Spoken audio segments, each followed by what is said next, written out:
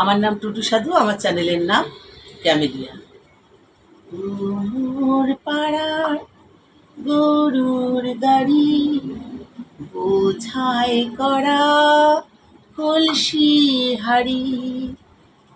মোর পাড়ার গরুর গাড়ি বোঝাই করা কলসি হাড়ি। ভেঙে দিল ওই সুন্দরী, এখন আমি কি যে করি। ও মোর পাড়ার গরুর গাড়ি বোঝাই করা কলসি হাড়ি।